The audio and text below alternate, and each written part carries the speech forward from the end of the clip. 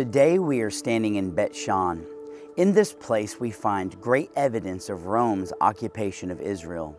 These are the most pristine Roman-style ruins in the region. Located at the crossroads of the Jordan Valley and the Jezreel Valley, the history of this area is rich and deep.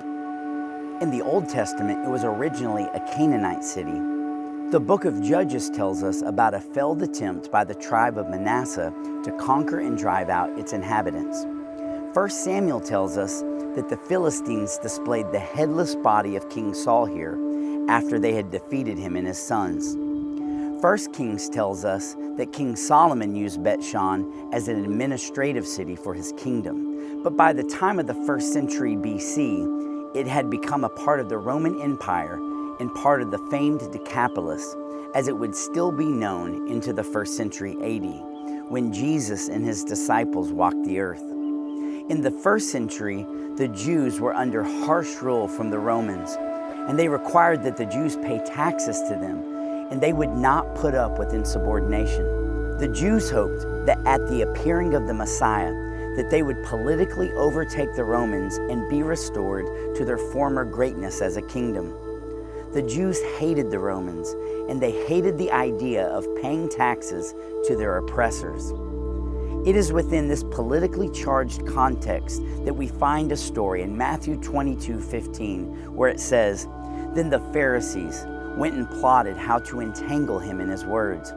And they sent their disciples to him, along with the Herodians, saying, 'Teacher, we know that you are a true teacher, and you teach the way of God truthfully, and that you do not care about anyone's opinion, for you are not swayed at all by appearances.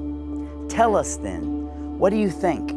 Is it lawful to pay taxes to Caesar or not?'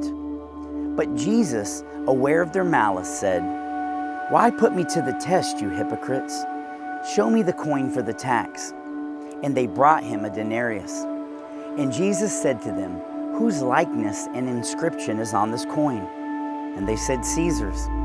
And then he said to them, 'Therefore, render to Caesar the things that are Caesar's, and to God the things that are God's.' And when they heard this, they marveled, and they left him and went away." They had hoped to trap Jesus with this question. If he had said that they should pay taxes to Rome, they thought this would discredit him with the Jewish people. But on the other hand, if he said, "Do not pay your taxes," they thought this would put him at odds with the Romans. Knowing their intentions, Jesus told them to submit to the governing authorities as he showed the likeness of Caesar on the coin, telling them to render to Caesar what is Caesar's. But likewise, he commanded them to render to God what is God's. There is only one thing in all of creation that bears the likeness and image of God, and that is man himself. Here Jesus was teaching them that by obeying man, they were actually obeying God. The Apostle Paul makes this clear in Romans 13 when he says, "Let every person be subject to the governing authorities, for there is no authority except that which is from God, and those that exist have been instituted by God. Therefore, whoever resists the authorities resists what God has appointed, and those who resist will incur judgment."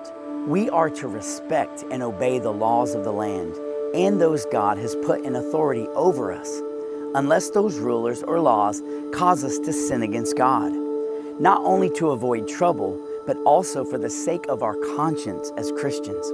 When we obey the leaders God has instituted in the earth, whether they are good or bad, we do this in obedience to God, thus acknowledging that we were made in His image and that our lives ultimately belong to Him.